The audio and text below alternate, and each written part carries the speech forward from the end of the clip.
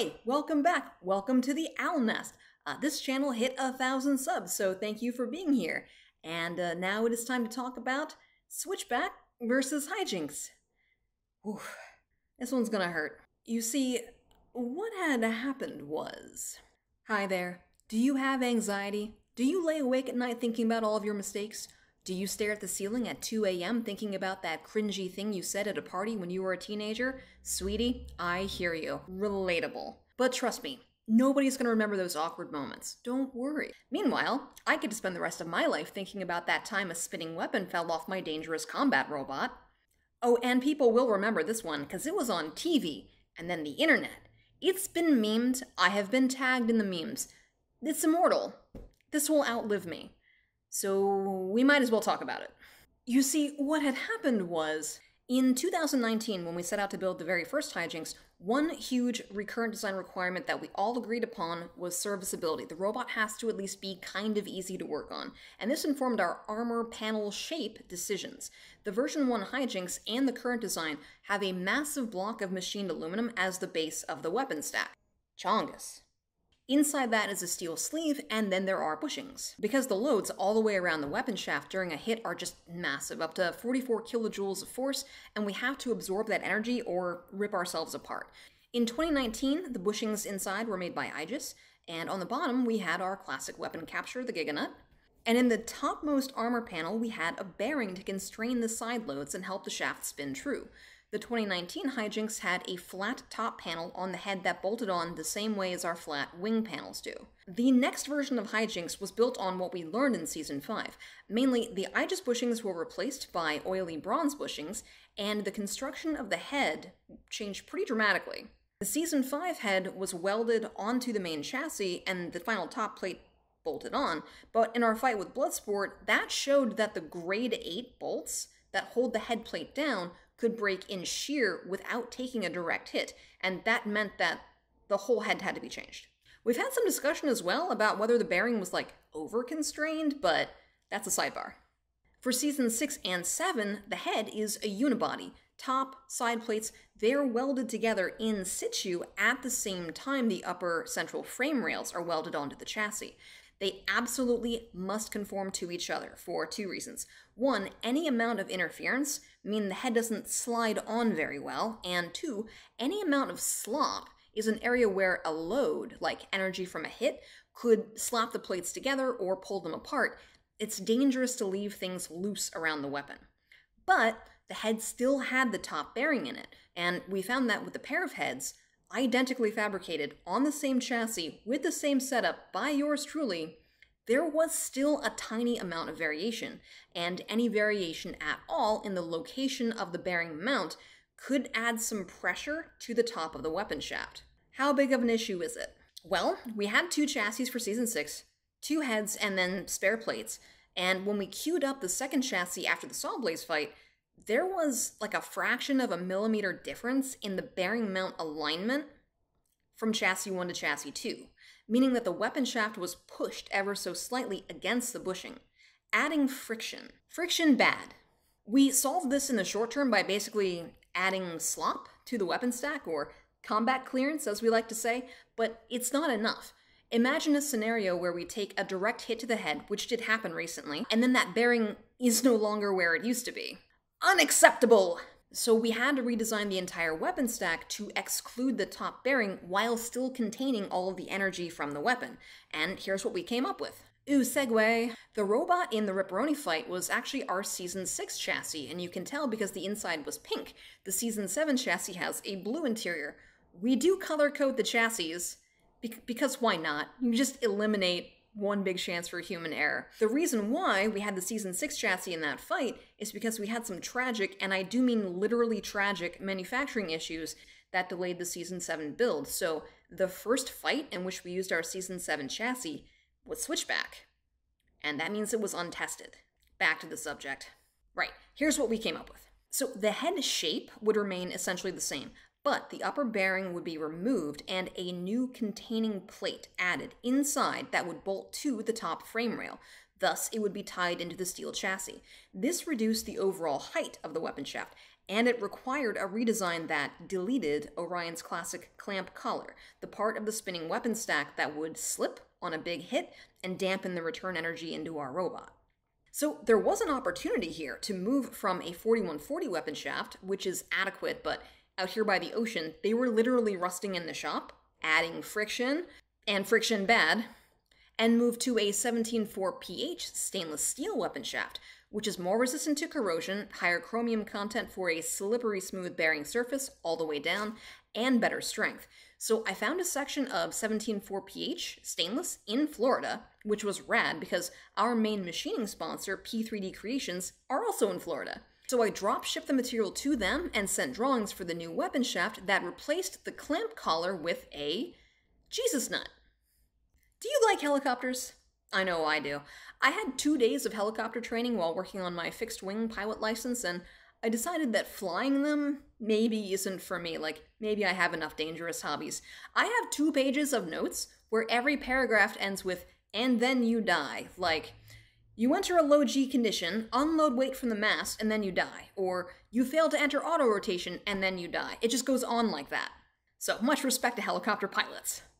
But the engineering of a helicopter is just marvelously mad. So a Jesus nut is the slang term for the main rotor retaining nut, or mast nut, which holds the main rotor mast of some helicopters.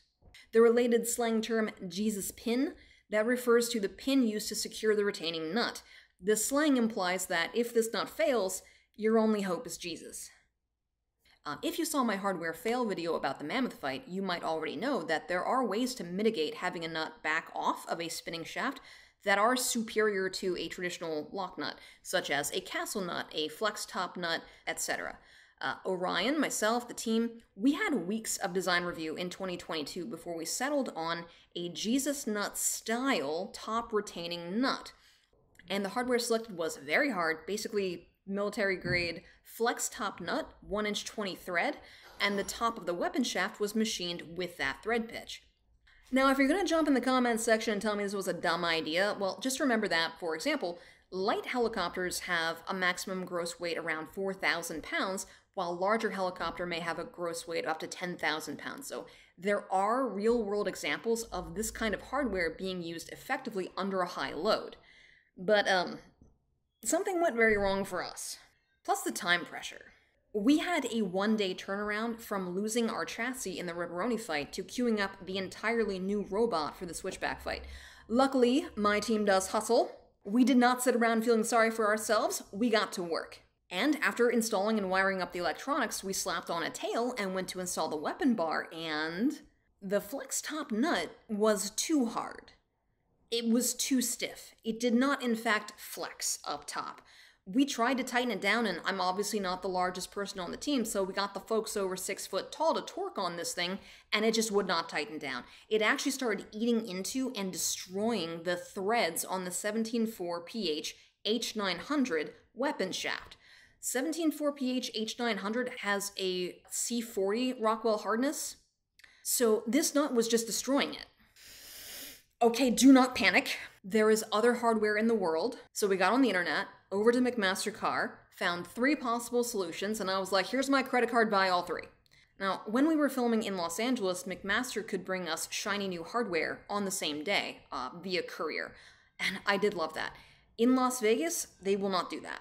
And we had to fight that day. We could not delay. If we asked to delay, there was a chance we'd be forced to forfeit. HiJinx does not forfeit. So the entire team went on a mission through the pits asking every team who would talk to us, do you have any hardware in this size and thread pitch? And lo and behold, our Miku Blue savior, Charles Overhaul Guan, had in his pit a lock nut with the correct thread pitch and a blue nylon insert. Very on brand. Lock nut, not ideal, we've gone over that. But it fits, and we could torque it down. And hey, just like, don't reverse the weapon spin direction during the fight, but this could work. Even if the weapon was a little less punchy with this hardware, it's fine, let's just get in the test box. And we got to a place where both of the weapon motors were spinning, we were ready to fight. And then we get into the fight, and it's all a little blurry. We were spun up, Switchback was spun up, they spun down on us, and the weapon bar exited the robot. I think the weapon bar tried to exit the arena. Sorry about your glass. So, I wish they had kept the audio for the post-fight interview, because I would have been a special moment for all of us to enjoy together, but it's now lost to history. This is all you get. So we get the robot back to the battery cooldown area, and we're a little baffled, momentarily at least, because there is no damage. Like, there's scrapes and scuffs, but we have full hull integrity. So what just happened? And we find, wrapped around the threads on the weapon shaft, this little bit of blue nylon. That's all that's left of the nut. Your nut has left the chat. Sweetie, that nut left the zip code. It exploded. It vanished. And all I have to say is, Charles Guan, you have a weak nut. Hashtag Charles Guan has a weak nut. So it turns out this was a grade 2 nut. Charles, why did you even have grade 2 hardware in the pits? What was the thought process behind this purchase? Is it because it's blue? I have been carrying this around in my backpack since filming, and now it's going directly in the garbage. Goodbye, sir. Goodbye! Your services are no longer needed. I am joking, of course. Uncle Chuck gave us what he had on hand to help us get into the fight, and it's not his fault that our design requires a stronger nut. So, my face, when this all happened, that is a meme now, and, like, what do? Every single thing has gone wrong in what was supposed to be our breakout season with what was supposed to be an improved robot. Well, what we do is, we get our McMaster order, and we try all 3 nuts, and we select the one that has a brass set screw that deforms into the 17.4 pH threads, acting like a small metal lock. And then we get ready for the next fight. We did not make it to the tournament this year, and that does feel like a big step backward. It is suboptimal all the way around. But it is not the end. You will see us again in the Golden Bolt Sin City Slugfest tournament coming around. Check your local Discovery Channel listings. And meanwhile, back in the pits, Switchback already owed me a drink because I got them armor. True facts. Our sponsor, Van Beber Brothers Steel, is one of the few places you can get thick, hard steel custom bent, which is great for Navy ships and combat robots. Other applications as well. Plows. Also, I have to give a little shout out to Team Switchback because they shared their VESC communication discovery with us, which I really appreciate. And they were gracious after the fight in the pits. It's good to have friends around. And so, as always, a big thank you to BattleBots for putting on this wild competition. We are looking forward to both the Sin City Slugfest airing later this year and the next season of filming. We wasted no time in addressing There's a forklift. I'll wait for the forklift. So, a big thank you, as always, to BattleBots. We wasted no time addressing the things what went wrong, and we plan to return with a substantially improved HiJinx. All of the upgrades that we wanted for Season 7, plus new stuff that we learned about in Season 7. It's gonna be the best HiJinx ever. And thank you, of course, to our sponsors, Autodesk, Van Beber Brothers Steel, P3D Creations, Send Cut Send, Integrated Motion Systems Inc., Gen's Ace Battery, Montana Cans, and our anonymous benefactor. I hope you enjoyed the show. Thank you so much for supporting us. I hope you'll join us next season. And thank you as well to all of the fans who have bought HiJinx merchandise or made bids on eBay. All of that money is going directly into the new robot to help us fund for next year. We do not yet have any cash sponsorship, so if you would like to help us change that, please let me know. Okay, I love you, bye! Just wait a moment.